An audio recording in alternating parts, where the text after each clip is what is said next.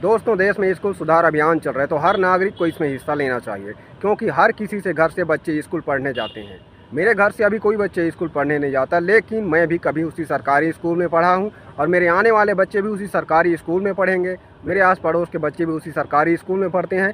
सो मैं ज़रूर देखूँगा कि उस स्कूल में क्या सुविधा है, क्या नहीं है। आप अपने बच्चे की स्कूल जाकर देखिए, वहाँ क्या सुविधा है, क्या नहीं है। क्या वहाँ बच्चों को पीने का शुद्ध पानी मिल रहा है, क्या वहाँ बच्चों के लिए टॉयलेट की व्यवस्था है। ये सब चीज़ें देखना पड़ता है। आपके बच्चों के लिए वहाँ खाना बन रहा है तो किस तरीके से बन रहा है और किस जगह पर बन रहा है, क्योंकि सरकारी स्कूल में ना बहुत गंदगी है यार।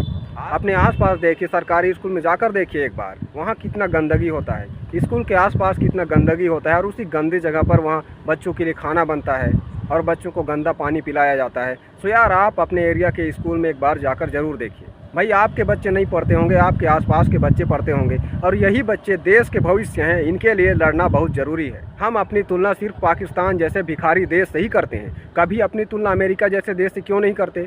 क्योंकि हमारे देश में अमेरिका जैसा एजुकेशन नहीं मिलता। हमारे देश के बच्चों को अमेरिका जैसा एजुकेशन नहीं मिलता। हमारे देश में चाइना जैसा टेक्नोलॉजी क्यों नहीं है? क्योंकि हमारे देश में चाइना जैसा एजुकेशन नहीं मिलता। हमारे देश के टैलेंट फिर कभी इंडिया छोड़कर बाहर नहीं जाएंगे। आप सुंदर पिचाई को देख सकते हो और बहुत सारे बड़े बड़े कंपनी के सीईओ इंडियन हैं।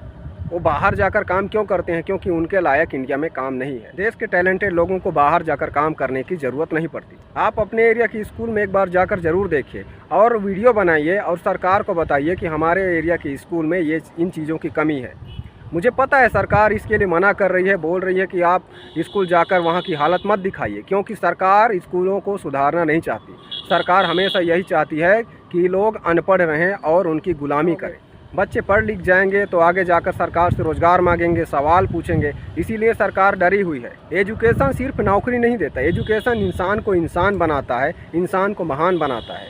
सो बच्चों को पढ़ाना बहुत ज़रूरी है और बच्चों को सही एजुकेशन मिलना भी बहुत ज़रूरी है। मैं तो कहता हूँ यार, एक देश है, एक एजुकेशन सिस्टम होना चाहिए, बट ऐसा नहीं है। हम गरीब बच्चे स्टेट बोर्ड से पढ़ाई करते हैं और अमीरों के बच्चे सीबीएसई बोर्ड से। तो भला हम नेशनल लेवल के स्टूडेंट से कम्पीट कैसे करेंगे? चाहे आप किसी भी पार्टी के भक्त हो, लेकिन सही को सही कहिए, गलत को गलत कहिए। और मैं आपसे यही कहूँगा कि एजुकेशन हमारे देश के लिए बहुत ज़रूरी है, हमारे बच्चों के लिए बहुत ज़रूरी है। सो आप इस अभियान का हिस्सा ज़रूर बनिए, चाहे आप किसी भी पार्टी के भक्त हो।